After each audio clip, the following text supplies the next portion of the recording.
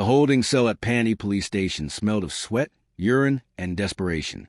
Amara Okafor sat on the concrete bench, her hands trembling, her journalist clothes wrinkled and stained with the grime of the cell. 6 hours ago, she'd been finishing the biggest expose of her career. Now she was arrested for murder. You stupid girl. Amara looked up. Through the bar stood Chukwudi Adeyemi, Chucks, dressed in an expensive agbada, a slight smile playing on his handsome face. The man she'd dated briefly. The man whose father she'd been investigating. Chucks, what are you doing here? He stepped closer to the bars, his cologne cutting through the stench. I came to give you a choice, Amara. Drop the investigation into my father.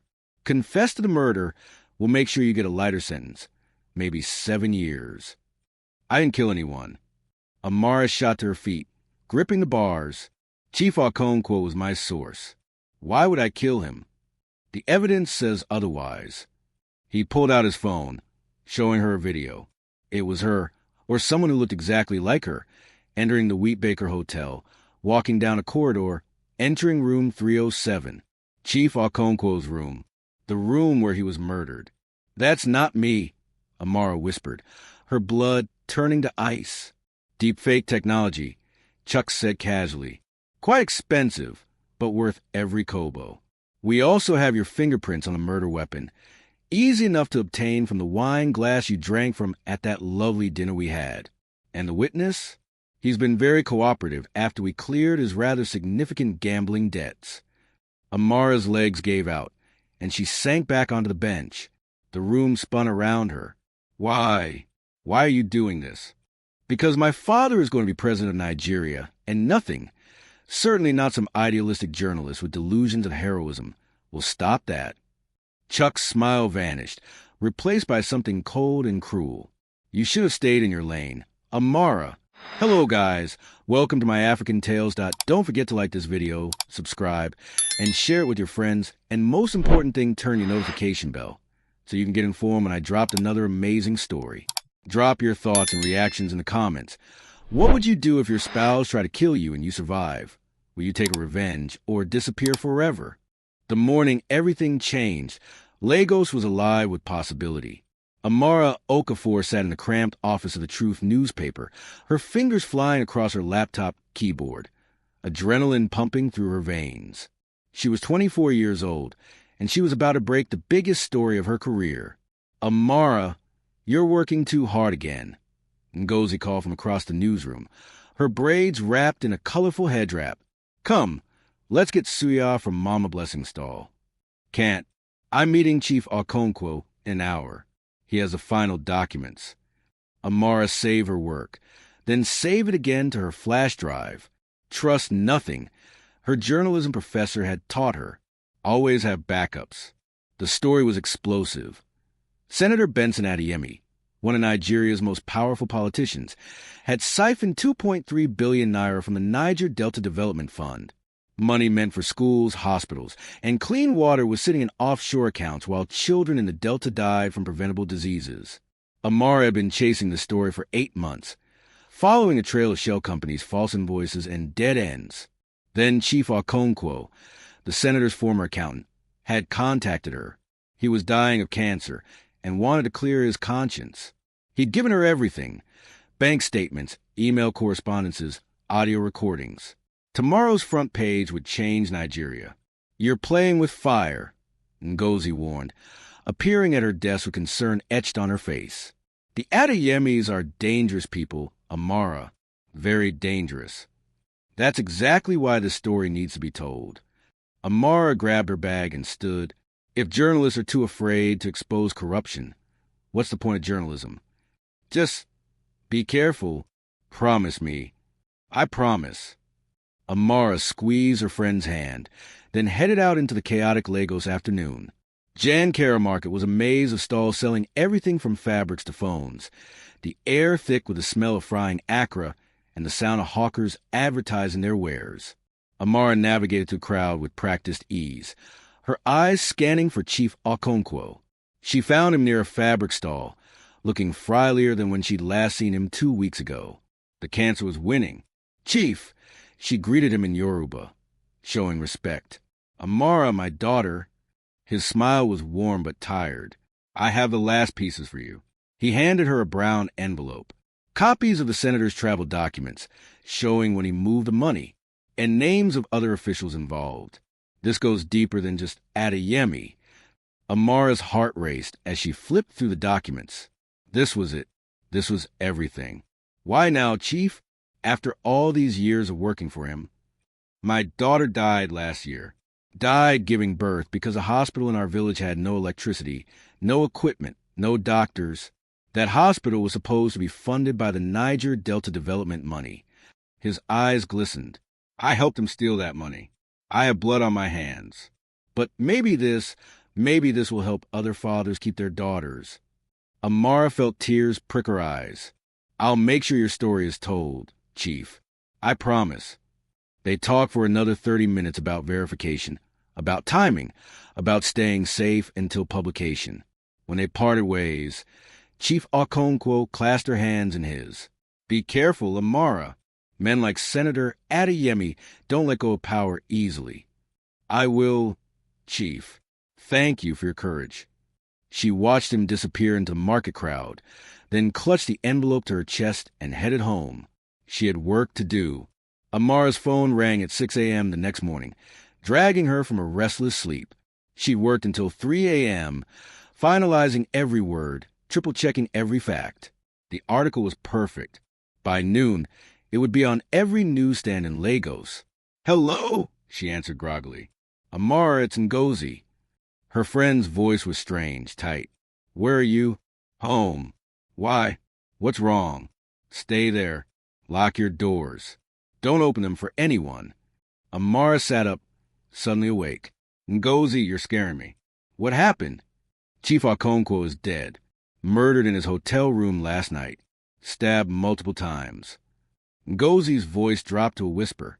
Amara, they're saying you did it.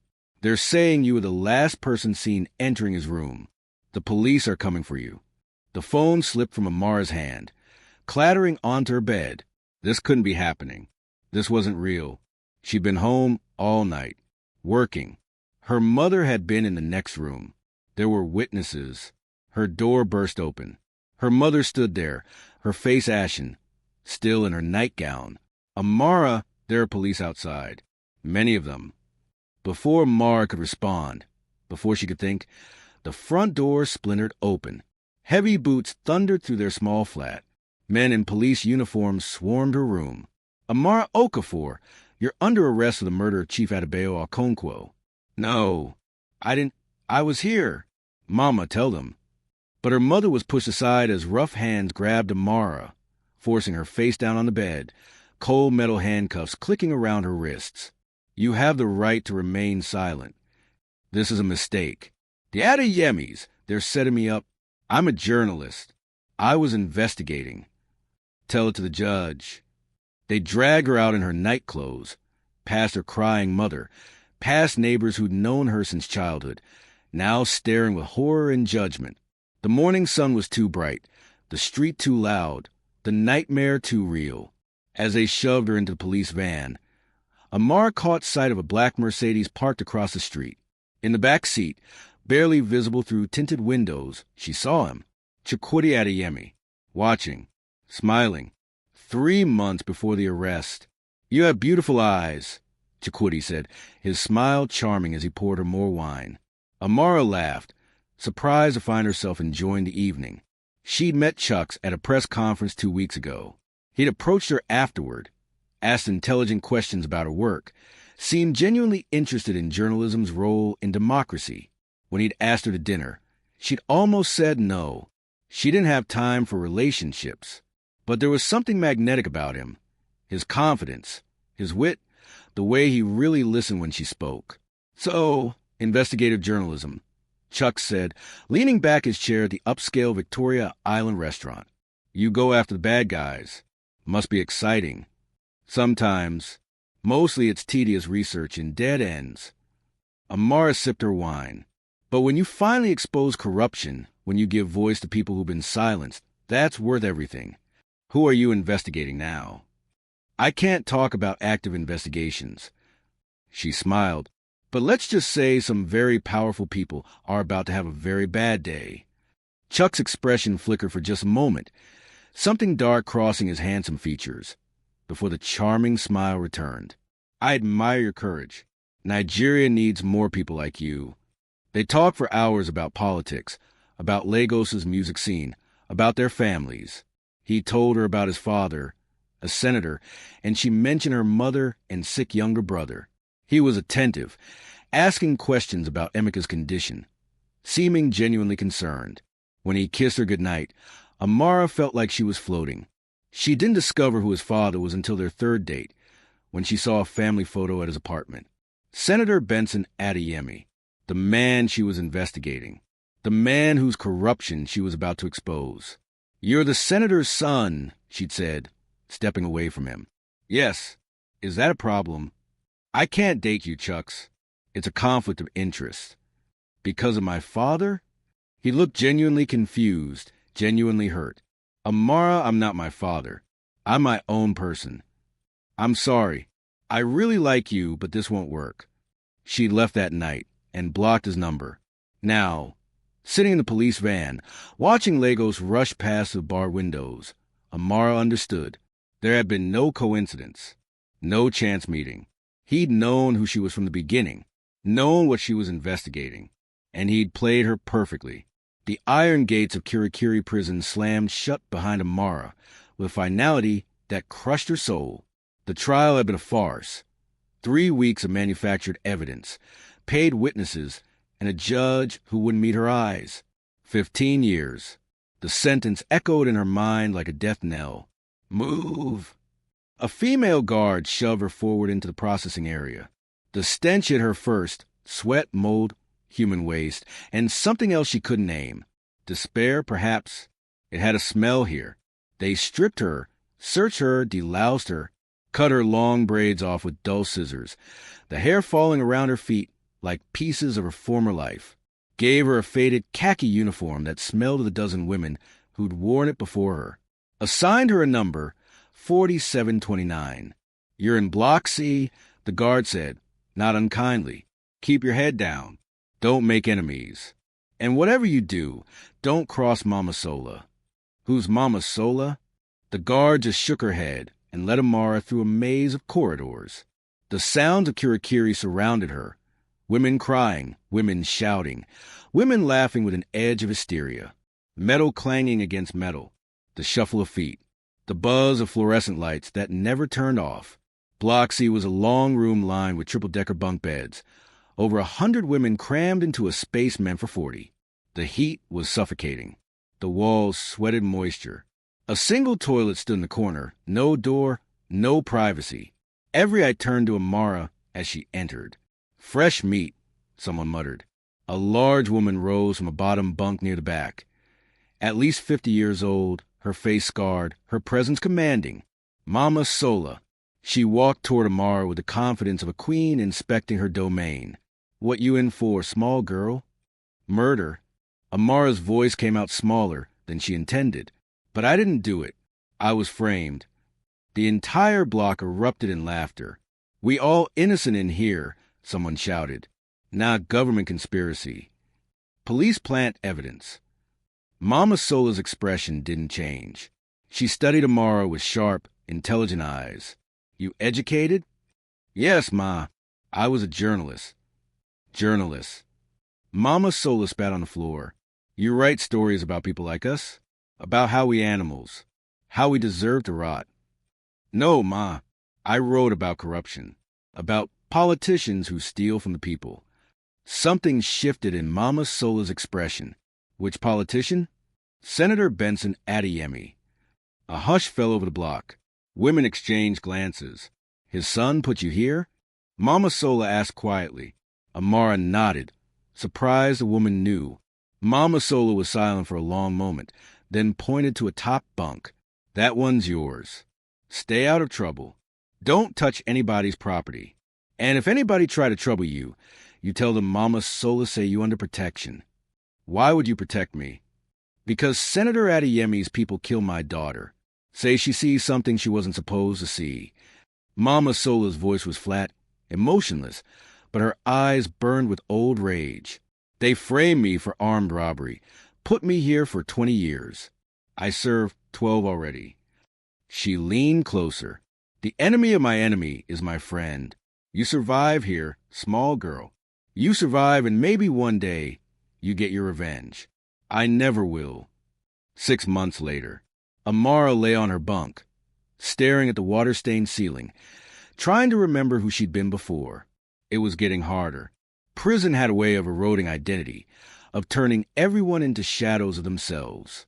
Her mother visited once a month, each time looking older, more worn. Emeka was managing his sickle cell with the medication the Adeyemis provided, their way of keeping Amara quiet, of reminding her they controlled everything. Ngozi came too, now a junior detective, still believing in Amara's innocence. But belief wasn't evidence. Belief wouldn't open these gates. Amara... A voice hissed from the bunk below. Come. Quickly. It was Zainab, a former university professor who'd been imprisoned for embezzlement she swore she didn't commit. Over the past months, she and Amara had become friends. Two educated women trying to maintain their sanity in hell. Amara climbed down. Zainab led her to a corner where 3 other women sat in a circle, books hidden under their clothes. Prison library day tomorrow, Zainab whispered. We can each take 1 book. I'm starting a secret class. Teaching whoever wants to learn. You interested? Teaching what? Everything. Math, history, English, science. Zainab's eyes gleamed with defiance. They lock our bodies, but they can't lock our minds. Not unless we let them. Amara felt something stir in her chest. Something she thought was dead. Hope, maybe. Or just stubbornness. I'm in. What can I teach? You write yes? Teach writing, communication, critical thinking. And so it began. A small rebellion. 5 women became 10. 10 became 20. They met after lights out, sharing books, sharing knowledge, sharing the belief that they were more than their prison numbers. It was during one of these sessions, 2 years into her sentence, that Amara met the woman who would change everything. Year 2, the turning point. New transfer to Block C, the guard announced. Make room. A woman in her 40s entered, her bearing confident despite the prison uniform. She had an air of sophistication that even Kirikiri couldn't diminish. That's Chioma Obi, Zainab whispered to Amara. I heard about her on the outside. She built a tech startup worth millions. They say she embezzled from investors. Did she? Who knows? But she had enemies. Powerful enemies. Chioma was assigned a bunk near Amara's. That first night, she sat alone, observing everything with sharp, calculating eyes. Amara approached her during the evening meal, watery beans and hard bread. I'm Amara. Welcome to hell. Chioma smiled slightly. Thank you. Though I suspect I've been in different versions of hell for a while now. They talked, carefully at first, then more openly. Chioma had built a revolutionary payment platform that threatened traditional banking systems. When she refused to sell to certain interests, evidence of fraud mysteriously appeared. A trial, a conviction, 10 years. What's your story? Chioma asked. Amara told her everything. About the investigation, about Chuck's, about being framed. To her surprise, Chioma believed her. I recognize a setup when I see one, Chioma said. The Adeyemis are notorious. Half the business world fears them. The other half wants to beat them. I was so naive, Amara said bitterly. I thought the truth mattered, that journalism mattered. It does matter, but truth without power is just noise. Chioma leaned closer. You want revenge? The word hung between them, dangerous and seductive. Every single day, Amara admitted, then stop mourning your old life and start building your new one. Revenge requires planning, patience, and power. You have time for first 2, and I can help you build the 3rd. How? I'll teach you everything I know about technology, business, finance, about how money really works in this country, about how to build empires and how to destroy them. Chioma's eyes glinted. I have nothing but time, and teaching you might be the most useful thing I do in this place. Why would you help me? Because burning down the Adeyemi Empire sounds like the perfect project. And because Chioma smiled grimly. Senator Adeyemi was one of the investors who destroyed me. His son Chucks testified against me at trial, painted me as a greedy woman who stole from honest businessmen. Amara felt something ignite in her chest. Not just hope. Strategy. When do we start? Tomorrow. Bring paper if you can get it. This will be the most important education of your life. Years 3 to 7, the transformation. Amara became a student again, but this time learning things no university taught. Chioma smuggled in books through a sympathetic guard. Books on coding, on financial systems, on cryptocurrency and blockchain technology. She taught Amara to think like an entrepreneur, like a strategist, like someone playing chess when everyone else was playing checkers.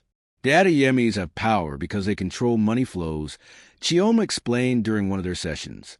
Contracts, bribes, offshore accounts. But the world is changing. Digital finance is the future. And with the right technology, you can track every naira, every transaction. You can make corruption visible. Amara absorbed everything. She learned Python coding by writing algorithms on scraps of paper. She learned about market disruption, about finding gaps in systems, about building platforms that solved real problems while serving hidden agendas. She also learned about herself, about her capacity for patience, for calculated thinking, for becoming someone new. The journalist who believed in truth had died. The woman being born in her place understood that truth needed power to survive. At night, she exercised in the small space beside her bunk. Push-ups, sit-ups, squats, building strength. Prison had a way of making you soft or hard. She chose hard. Zainab taught her advanced mathematics and economic theory.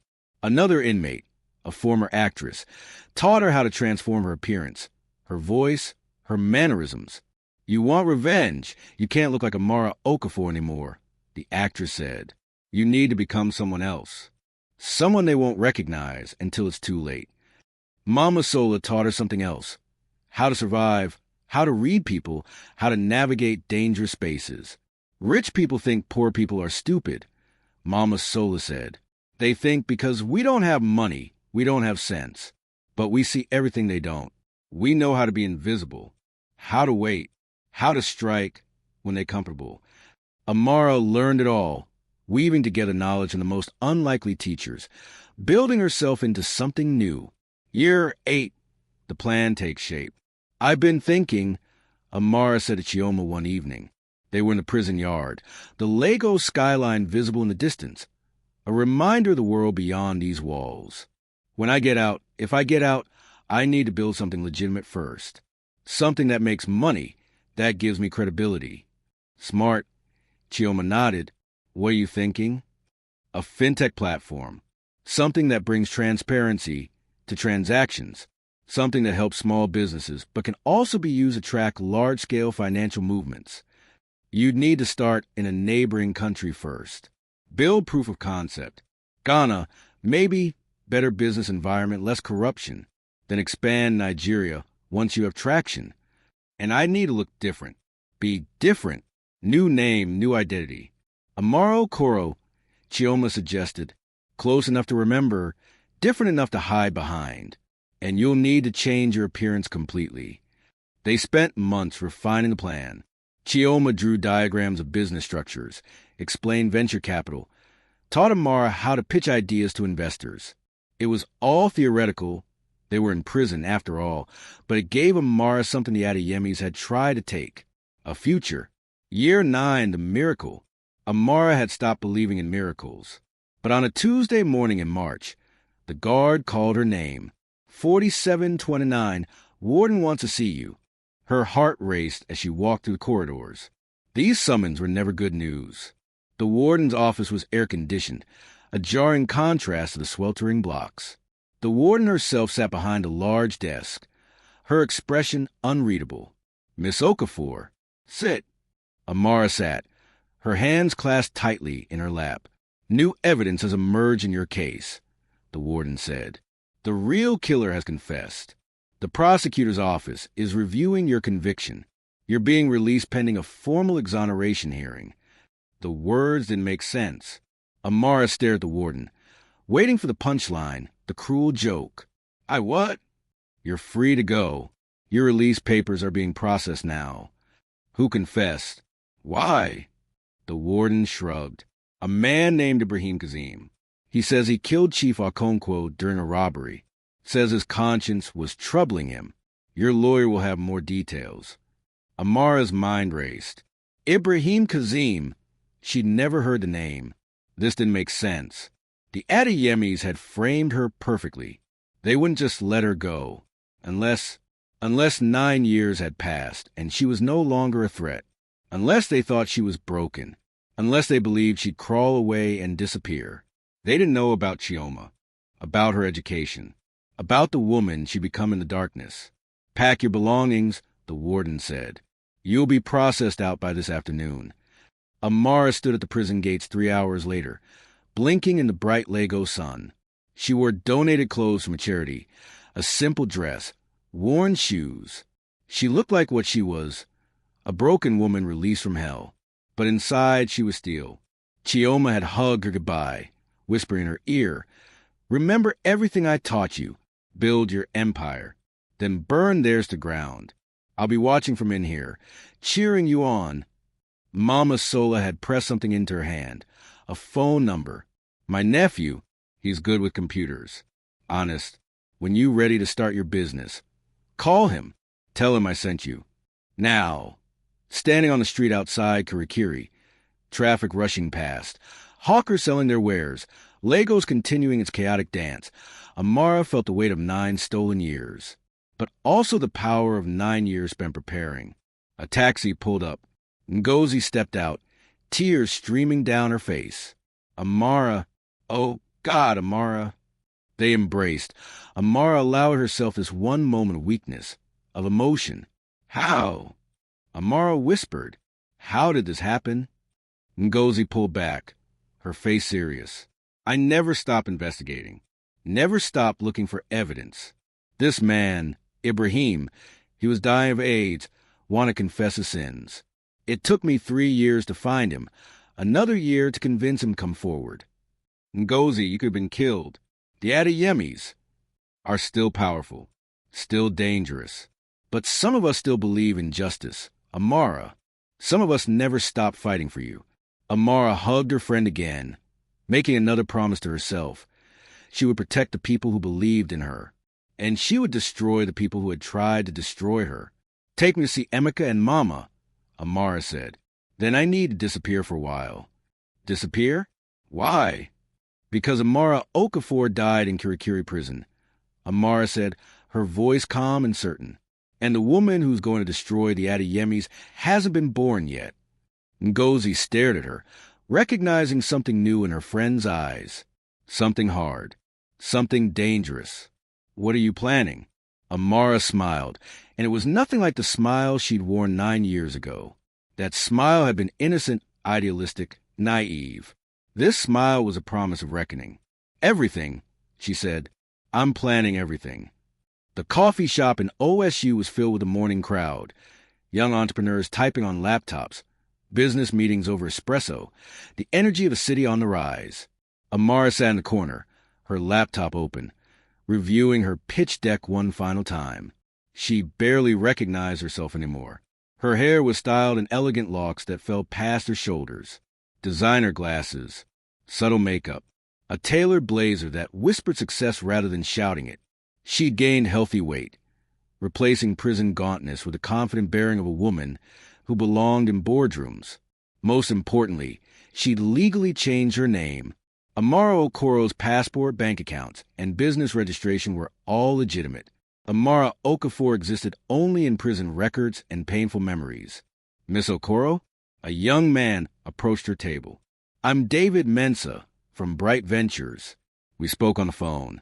Mr. Mensah, thank you for meeting me.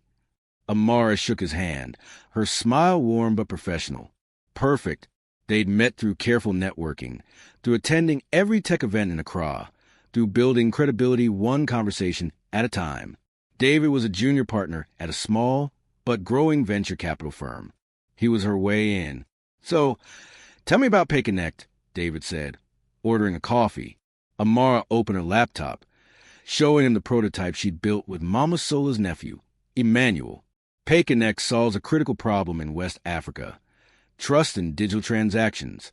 Small businesses lose money to fraud, to complicated banking systems, to lack of transparency. We create a platform that's simple, secure, and shows every transaction in real time. There are other payment platforms. Not like this. Amara pulled up the interface. We use blockchain technology to create an immutable record. Every payment is tracked, verified, and transparent. For users, it's as simple as sending a text message. For businesses, it's complete visibility into their cash flow. And for governments, she paused meaningfully, it makes corruption much harder to hide. David's eyes widened. That's ambitious. Ghana is fighting corruption. President Akufo-Addo has made it a priority. Imagine if government contracts, payments to suppliers, everything was done through a transparent platform. Imagine how much harder it would be to steal public funds. You make a lot of enemies with a system like that. Or a lot of friends who are tired of watching their country bleed money. Amara leaned forward. I'm not naive, Mr. Mensah. I know this is risky, but Ghana is ready for this. And once we prove it works here, we expand to Nigeria, to Senegal, to Kenya. We become the standard for transparent digital transactions in Africa. David was silent for a long moment, studying her. Why Ghana first? You're Nigerian. Amara had prepared for this question. Ghana has a more stable business environment, better infrastructure for startups. And honestly, I want to prove the concept here before taking it home. Nigeria's market is enormous but complicated. I need to be ready for it. She didn't mention that she needed to be invisible in Nigeria for now, that she needed to build wealth and power before the Adeyemis noticed she still existed. How much are you raising? $500,000 for our seed round. We have a working prototype, a small user base of 200 businesses, and monthly transaction volume of $50,000. We're projecting to reach $5 million in transactions within 6 months of funding. David scrolled through her projections, her market analysis, her technical specifications. Chioma's teaching had been thorough. Every number was defensible, every assumption backed by data. I'll present this to my partners, David said finally. But I'm impressed, Miss Okoro. Very impressed. This could be big. After he left, Amara allowed herself a small smile. Step 1, complete. 6 months later. Payconnect's office was a modest space in Lab 1. 3 rooms, 8 employees, the hum of computers, and ringing phones. But the numbers were real. Transaction volume had hit 7 million cedis in their first funded quarter. Businesses were signing up faster than they could onboard them. Amara, we have a problem, Emmanuel said, bursting into her office. He was 23, brilliant with code, and loyal in a way only someone raised by Mama Sola could be. Or maybe an opportunity. A Nigerian delegation wants to meet with you. Amara's heart skipped. Nigerian? From where? Central Bank of Nigeria. They're exploring digital payment systems. Someone recommended us. This was it, the door she'd been waiting for, but also the danger she'd been avoiding. Set up the meeting, Amara said, but background check everyone first. I want to know who they are, who they're connected to, everything. The meeting happened 2 weeks later at the Kempinski Hotel. 3 central bank officials, all professional, all curious about this Ghanaian success story. Miss Okoro, the lead official said, we're impressed with what you've built. Nigeria needs exactly this kind of transparency in government transactions. Would Payconnect consider expanding to Nigeria?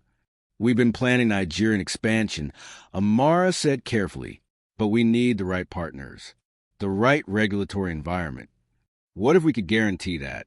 What if the central bank backed your platform for government contracts? Amara's mind raced. This was better than she'd imagined. I'd need complete editorial control over the platform's integrity. No backdoors, no ways to manipulate transaction records.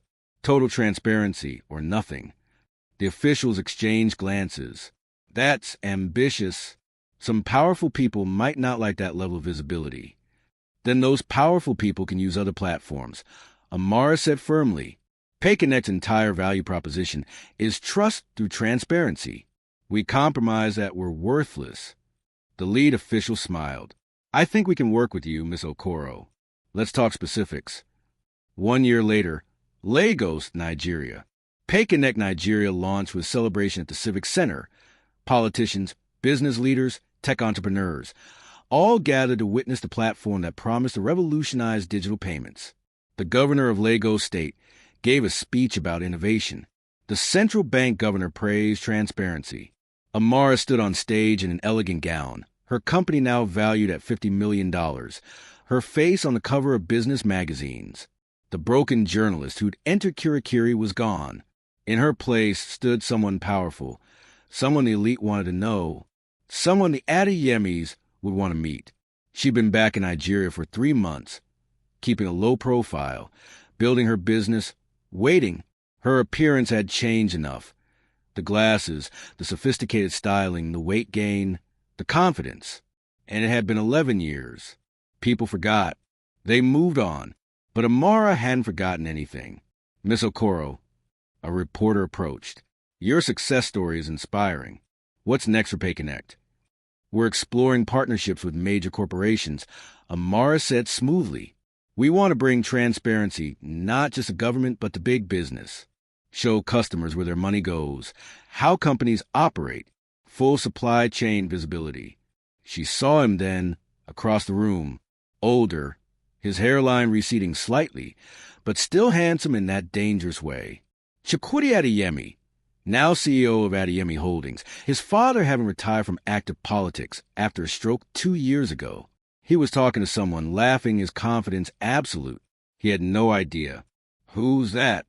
Amara asked her assistant casually. Chukwudi Adeyemi. He runs his family's business empire. Very powerful, very connected. Interesting. We should explore a partnership with Adeyemi Holdings. They must handle enormous transaction volumes. Her assistant looked uncertain. The Adeyemis have a reputation. Not everyone wants to work with them. All the more reason we should. If PayConnect can bring transparency even to controversial businesses, it proves our platform works. Amara smiled, set up a meeting. 2 weeks later, Adeyemi Holdings headquarters. The building was impressive. 30 floors of glass and steel in Victoria Island, the Lagos skyline spreading beneath it like a conquered kingdom. Amara rode the elevator to the top floor, her heart steady, her face calm. 12 years ago, Chucks had destroyed her life in a holding cell. Today, she would walk into his office as an equal. Almost.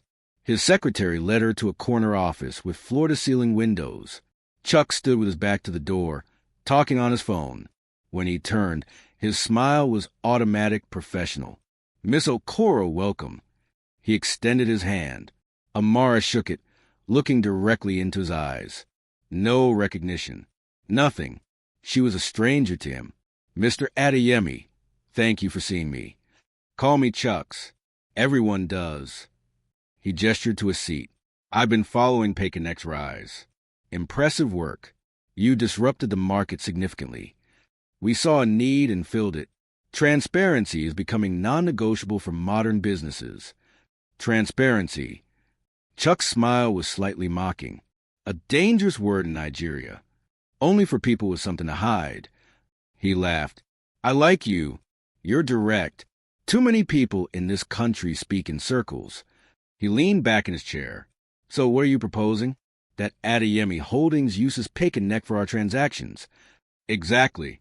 You handle construction contracts, import-export, real estate, billions of naira moving through your systems. Imagine the credibility boost if you could show complete transparency. It would change your reputation overnight. Our reputation is fine. Is it? Amara tilted her head. I've done my research, Mr. Adeyemi. Your family has been accused of corruption for decades. Fair or not, those accusations affect your business. Foreign investors are cautious. Some contracts slip through your fingers because of perception issues. Chuck's expression hardened slightly. You're very well informed. I'm a businesswoman. Due diligence is everything. Amara opened her tablet. But imagine if you could prove, not claim, but prove that every naira you spend is accounted for. That would be revolutionary. Or it would reveal things better left hidden. There it was. The admission, casual and confident. He wasn't even trying to hide it. Then don't use Pay Connect for everything, Amara suggested. Start with your most legitimate operations. Use us for the clean parts of your business. Build credibility slowly. Chuck studied her for a long moment. You're smart and ambitious. Why do I feel like there's more to you than just a tech entrepreneur? Amara's pulse quickened, but her face remained neutral. There's always more to everyone, Mr. Adeyemi. But my agenda is simple: build a successful company. Make money. Change how Africa does business. And if working with us helps you do that, then we all win. Chuck stood, walking to the window. Let me think about it. But I'm intrigued, Miss Okoro. Very intrigued. He turned back to her. Are you married? Dating anyone? The question caught her off guard, though it shouldn't have. This was Chuck's. Charming, manipulative, always looking for angles. My company is my relationship right now. That's a lonely way to live.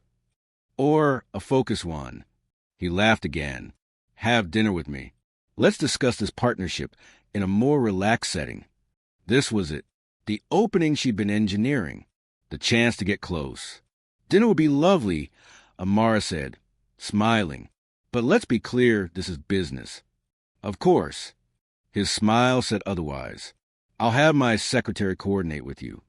As Amara left the building, rode the elevator down, stepped out into Lagos's chaotic streets, she allowed herself one moment of pure emotion. She looked Chukwudi Adeyemi in the eyes, shaking his hand, smiled at him, and he hadn't known her. The woman he destroyed was a ghost. The woman standing in her place was about to become his worst nightmare. Dinner with Chucks had become dinners, plural, then drinks, then gallery openings and charity galas, then business meetings that somehow always ended with personal conversations. Amara played her role perfectly. The sophisticated entrepreneur, successful but not too successful, confident but not threatening, beautiful but not obviously so. She was exactly what a man like Chucks wanted, a trophy he could also have intelligent conversations with. You're different from other women, Chucks said one evening at a rooftop restaurant in Ikoyi. The Lagos light spread beneath them like fallen stars. You actually understand business. You're not just interested in what I can buy you. I can buy my own things, Amara replied, sipping her wine. I'm more interested in what we can build together. Speaking of which, my father wants to meet you. Amara's heart raced, but her expression remained calm. Senator Adeyemi, I'm honored. He's recovered from his stroke mostly, still sharp, and he's been hearing about you from me. Chucks reached across the table, taking her hand. I think he'll like you. This was moving faster than she'd planned. She needed more time, more access, more evidence before revealing herself. But she couldn't refuse without raising suspicion. I'd love to meet him. Adeyemi family estate, Lekki. The senator's mansion was obscene in its luxury. Sprawling grounds, imported marble, artwork worth millions. Security everywhere, discreet but present. Senator Benson Adeyemi sat in a wheelchair on the veranda, overlooking the Atlantic Ocean. He was thinner than in his photos, one side of his face slightly drooping from the stroke, but his eyes were sharp and calculating. Father, this is Amara Okoro, the woman I've been telling you about. The senator extended his good hand. His grip was surprisingly strong. Miss Okoro, my son speaks very highly of you. Senator Adeyemi, it's an honor. Amara sat when invited, accepting tea from a servant. You built something impressive with Pay Connect, the senator said, his voice slightly slurred but understandable.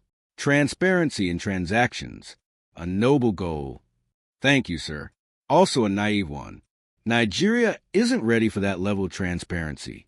Too many people benefit from the current system. Then maybe it's time for a new system. The senator laughed, a wheezing sound. You sound like my son used to years ago. Idealistic, before he learned how the world really works. He studied her intently. What do you really want, Miss Okoro? The question was a test. Amara felt it. I want to build something that lasts, she said carefully. Something that matters. I've watched Nigeria my whole life. So much potential, so much waste. If I can help reduce that waste, help make business more efficient and honest, that's a legacy worth having. Honesty. The senator smiled. Such an interesting word. What is honesty in a country where the rules are written by whoever has the most power? Then maybe the rules need to change. Or maybe you need to stop trying to change them and start benefiting from them. The senator leaned forward. Work with us, Miss Okoro. Really work with us. Forget this transparency crusade. Build technology that helps us move money quietly. That makes our operation smoother. We'll make you rich beyond your wildest dreams. There it was. The offer. The corruption laid bare. That's not what PayConnect does, Senator. Then change what it does. Everything is negotiable. Not everything. The senator's expression hardened. You remind me of someone. A journalist years ago. Thought she could expose us. Thought truth mattered more than power. He smiled coldly. She learned differently. Amara's blood ran cold, but she kept her face neutral. What happened to her? She made bad choices. Ended up in prison. Died there, probably. I don't keep track of every person who challenges us and loses. The senator waved his hand dismissively. The point is, Miss Okoro, don't be like her. Be smart. Join us instead of fighting us. I'll consider your offer, Senator. Amara stood. But I should be going. Thank you for your hospitality. Think carefully, the senator said. Opportunities like this don't come twice. And neither do warnings. As Chucks drove her home, he was unusually quiet. My father can be intense, he finally said. Don't take it personally. He basically threatened me. He was testing you, seeing if you're strong enough to be part of our family. Amara turned to him. Your family? That's quite a leap from business partnership. Chucks pulled the car over, parking along the Lagos coastline. The ocean crashed against the rock below. I'm in love with you. Amara, I have been for months. I know it's fast, but when you know, you know. This wasn't part of the plan. Or maybe it was exactly the plan. Chucks always moved fast when he wanted something. Chucks, marry me. Amara stared at him, genuinely shocked. What? I know it's sudden, but you're everything I want. Smart, successful, beautiful, not intimidated by my family. He pulled out a ring, massive diamond, obscenely expensive. Be my wife. Build an empire with me. We could be the most powerful couple in Nigeria. This was it. The ultimate access. Marriage would give her everything. Entry to their homes, their businesses, their secrets. It would position her perfectly for the final move. But it also trapped her, made escape harder, put her directly in their control. I need time, Amara said. This is a lot. Of course. Take your time. But Amara, I'm serious about this. About us. He leaned in to kiss her, and Amara let him, even though every cell in her body screamed. She'd kiss him before his part off the act. But this felt different, more permanent, more dangerous. When he pulled away, his eyes were soft, vulnerable in a way she'd never seen. For a moment, she almost felt sorry for him. Almost. But then she remembered the holding cell. The courtroom. 9 years in Kirikiri. The smug smile as they dragged her away. I'll think about it, she said softly. I promise. 3 weeks later, PayConnect headquarters. Emmanuel burst into Amar's office, his face pale. We have a problem. A big one. What happened? Someone tried to hack our system. Sophisticated attack. Trying to access our transaction records. Specifically, they were targeting any records related to Adeyemi Holdings. Amara's stomach dropped. Did they get in? No. Our security held. But Amara, this wasn't some random hacker. This was professional. Government level or corporate espionage level. Can you trace it? I'm trying, but they cover their tracks well. Whoever did this knows what they're doing. Amara's mind raced. Someone was investigating the Adeyemis, or the Adeyemis were investigating her. or there was a third player she didn't know about. Her phone rang. "Ngozi, we need to meet," Ngozi said without preamble. "Now. Somewhere public, but private." "What's wrong?" "Not on the phone. Terra culture in 1 hour." Ngozi was already seated when Amara arrived at the restaurant. Picking at jollof rice she clearly had no appetite for. She looked like she hadn't slept in days. "I need to tell you something," Ngozi said as soon as Amara sat, "and you're not going to like it." "Tell me. Do you remember Ibrahim Kazim? The man who confessed to killing Chief Okonkwo? The confession that got you released?" "Of course. He died last week. AIDS, like we thought. But before he died, he contacted me. Wanted to clear his conscience one more time." Ngozi leaned forward. "Amara, he was paid to confess. Paid by the Adeyemis." The restaurant noise faded to a distant buzz. "What?" "They paid him 2 million naira and guaranteed his family would be taken care of after his death. He was dying anyway, so he took the deal, but he wanted me to know the truth. Why would the Adeyemis release me? They had me exactly where they wanted me. That's what I asked. He said something about 9 years is enough for the lesson to sink in, and that Senator Adeyemi wanted you alive as a reminder to other journalists. That prison was worse than death." Ngozi grabbed Amara's hand. "But there's more. Ibrahim said he overheard something when they made the deal. The senator was laughing about it, saying, 'Let her out. She's already dead inside. She'll never be stupid enough to come after us again.'" Amara felt ice water in her veins. "They think I'm broken," she said slowly. "They let me out because they think I'm harmless." "Are you?" Ngozi studied her friend's face. "Amara, I've watched you these past 2 years. You're not the same person. You've built this company. You're dating Chuck's Adeyemi of all people." "You know about that?" "I'm a detective. Of course I know." Ngozi's voice dropped. "Please tell me you're not actually in love with him. Please tell me this is something else." Amara was silent for a long moment. She'd never told anyone about her plan, not even Ngozi. It was too dangerous. "But now, I'm going to destroy them," she said quietly. "Everything they've built, everyone they've hurt. I'm going to burn their empire to the ground and make sure they lose everything, the way they made me lose everything." Ngozi closed her eyes. "Oh, Amara, don't try to stop me." "I'm not going to stop you. I'm going to help you." Ngozi opened her eyes, and they were hard. "But we do this the right way. We gather real evidence. We build a case that's airtight. No revenge that lands you back in prison.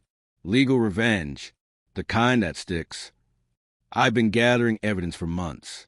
Pay Connect isn't just a business, Ngozi. It's a surveillance tool. Every transaction the Adeyemis run through our platform is recorded, tracked, immutable. I can see where their money comes from, where it goes, how they launder it.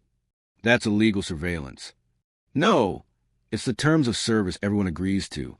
Complete transparency, remember? They just don't realize what that means yet." Amara pulled out her tablet, showing Ngozi encrypted files. "I have evidence of money laundering, bribery, shell companies, and I'm about to get more." "How?" "Chuck's proposed to me." Ngozi's mouth fell open. "He what?" "If I marry him, I get access to everything. Their homes, their computers, their conversations. I become family. And once I have everything I need..." Amara's voice was cold. "I reveal who I really am. I release all the evidence simultaneously to every major news outlet, every law enforcement agency, every social media platform. I make it impossible to suppress. I destroy them from the inside. That's incredibly dangerous. If they find out who you are before you're ready..." "They won't. I've been careful. I've changed everything about myself. Amara, these people killed your source. They framed you for murder. They've killed others.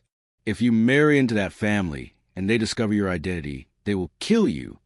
Then I'll have to make sure they don't discover it until it's too late." Ngozi was quiet for a long moment. When what? "When are you planning to do this? I need time to coordinate with people I trust in the force, to make sure the evidence you gather is handled properly, that arrests actually happen. The Adeyemis have reach. We need to move fast once you reveal yourself. 6 months. Maybe less. I need to be certain I have everything. And I need to be in a position where they can't make me disappear. What position is that? The most public woman in Nigeria. So famous, so visible, that my death or disappearance would raise too many questions. Amara smiled grimly. I'm going to make them elevate me, make them celebrate me, and then I'm going to use that platform to destroy them. 3 months later, engagement party. The Lagos elite had turned out in force for the engagement party at the Adeyemi estate. Politicians, business magnates, celebrities, everyone who mattered in Nigeria crowded the grounds, drinking champagne and celebrating the union of Chukwudi Adeyemi and Amara Okoro. Amara wore a dress that cost more than she'd earned in a year as a journalist, custom-made, dripping with elegance. Photographers captured every moment. The hashtag Adela Forever was trending on Twitter. She played her role perfectly. The blushing bride-to-be. The successful entrepreneur who'd captured Nigeria's most eligible bachelor. She smiled for cameras, accepted congratulations, allowed Chucks to kiss her cheek possessively. Inside, she cataloged everything. The guest list, who attended, who they represented, what business they had with the Adeyemis. The conversations she overheard about deals and contracts. The casual corruption discussed like weather. Senator Adeyemi, looking stronger than at their first meeting, raised a toast. To my son and his beautiful bride. May their union be blessed with success, children, and prosperity. The crowd cheered. Amara raised her glass, meeting the senator's eyes across the garden. He didn't know he was toasting his own downfall. I have a surprise for you, Chucks whispered in her ear after the toast. Come with me. He led her away from the party, through the mansion to his father's study. The senator was already there, along with 3 other men Amara recognized. The Minister of Works, the CBN governor, and the CEO of Nigeria's largest construction company. Gentlemen, Chuck said, I want you to meet my fiancée properly. Amara, these men represent our core business partnerships, and I want you to be part of it. Part of what? Amara asked carefully. The real family business, Senator Adeyemi said. Not the legitimate front. The actual power structure. He gestured to the man. We control approximately 40% of government contracts in Nigeria. We've built this network over 30 years. And now that you're marrying my son, you're part of it. I'm honored, Amara said, her mind racing. This was it. The inner circle.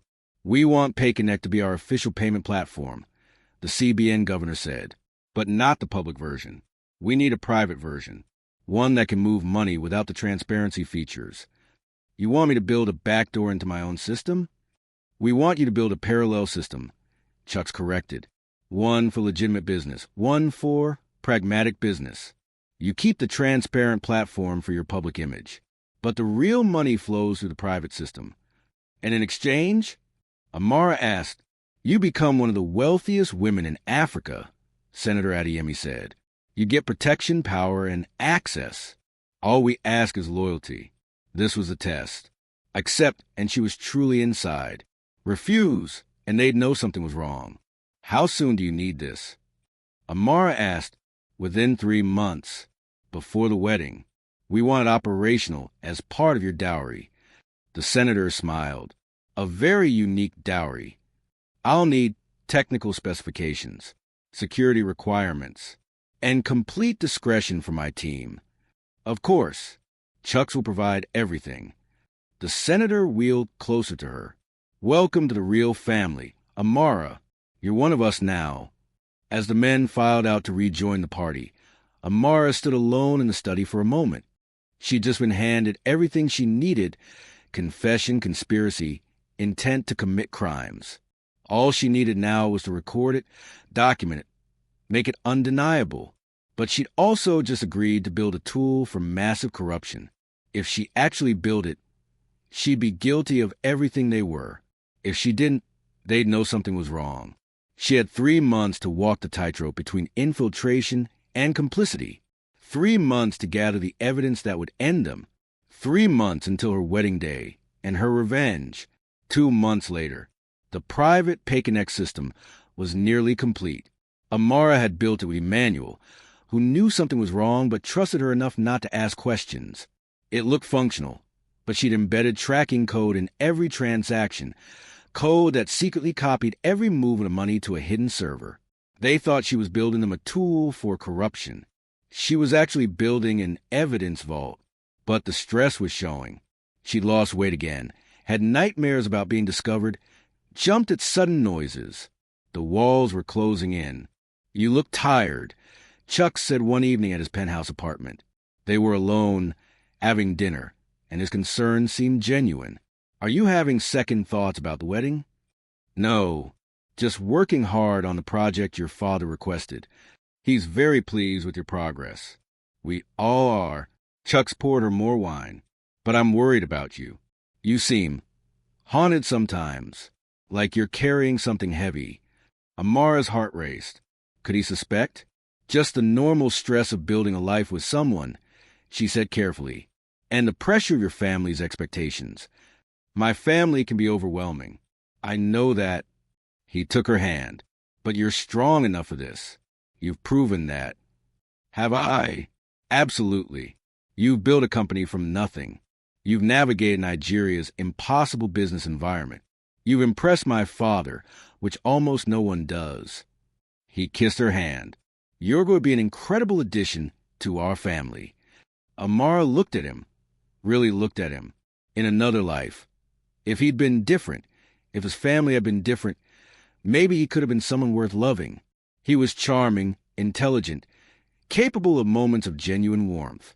But he was also the man who'd framed her for murder, who'd smiled as they dragged her to prison, who'd stolen 9 years of her life without a second thought. "Chucks," she heard herself say, "do you ever regret anything?" "Regret what?" "Things you've done, people you've hurt." He was quiet for a moment, considering. "I regret some methods, but not the outcomes. Everything I've done has been to protect my family, to build our empire. That's what matters. Even if innocent people got hurt, there are no innocent people at our level, Amara. Only people who win and people who lose." He smiled. "And I always choose to win." There it was, the truth of who he was. No remorse, no conscience, just winning. Amara stood, claiming a headache, and left. In her car, she finally let herself shake, let the horror of what she was doing wash over her. She'd become intimate with her enemy, learned to tolerate his touch, his kisses, his presence. She'd sold pieces of her soul for this revenge. Her phone buzzed. A message from Gozi. "We're ready on our end. Whenever you give the signal, we move. Stay strong. One more month of pretending, of gathering evidence, of sleeping next to a man who destroyed her. Then it would all be over." 3 weeks before the wedding, the invitation had arrived on embossed cardstock. "Senator Benson Adeyemi requests your presence at a presidential campaign fundraising gala." Chuck's father was running for president. Again, this time with Chuck's managing the campaign. And they wanted the fundraiser to be Amara's introduction to Nigeria's true power players. "This is where you prove you belong," Senator Adeyemi told her at a planning meeting. 500 of Nigeria's most powerful people will be there. "We're going to announce that Payconnect will be handling all campaign finances, both versions of platform." "Both versions," Amar repeated. "Transparent donations for the public. Private donations for our real supporters. You built us the perfect tool." The senator smiled. "My son chose well. You're exactly what this family needed." The gala was scheduled for 2 weeks before the wedding. Every major news outlet would be there. Every politician, every businessman, everyone who mattered. "Perfect. I have a request," Amara said. "If this is my debut as part of your family, I want to make a speech. Show people what Payconnect can do. Demonstrate the transparency platform." "Excellent idea," Chuck said. "Show them you're not just a pretty face." "We'll set up large screens," Amar continued. "Show transaction examples. Make it interactive. Let people see the technology in real time." "I love it," Senator Adeyemi said. "This will be perfect." What they didn't know was that Amar was planning to show them transactions. Real ones. Theirs. Every bribe, every laundered payment, every corrupt deal, all displayed on screens across the ballroom, broadcast to their phones, uploaded to every social media platform simultaneously.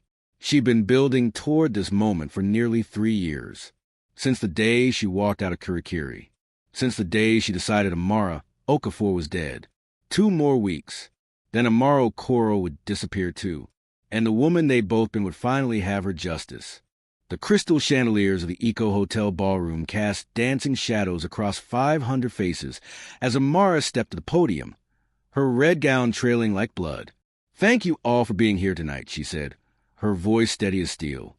"I want to show you what true transparency looks like." She clicked her tablet and the screens around the room exploded with evidence. Senator Adeyemi's corruption network laid bare money laundering routes, bribery records, murder conspiracies, all documented through PayConnect's hidden tracking system. The crowd gasped as transaction after transaction appeared.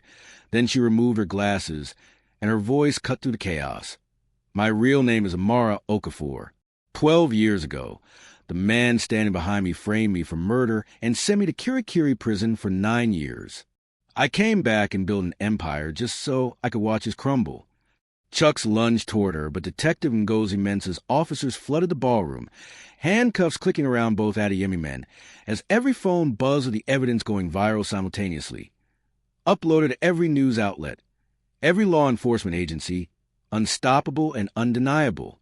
6 months later, after the trial that ended with 50-year sentences and Senator Adeyemi dead from a stroke, Amara sat on her mother's veranda in Ibadan watching the sunset, finally at peace. She'd sold PayConnect, started a journalism center to protect the next generation of truth-tellers, and begun the slow work of healing from 13 years of war. When news came that Chucks had been killed in prison, she felt nothing, no satisfaction, no joy, just a quiet recognition that revenge had consumed enough of her life. "Are you all right?" her mother asked, and Amara smiled, a real smile this time, because she finally understood that freedom wasn't watching her enemies fall. It was learning to live without needing them to suffer. The girl who believed truth was enough had died in Kirikiri. The woman who believed revenge was justice had died with the Adeyemis. And what remained was simply Amara, scarred, healing, and finally, mercifully free.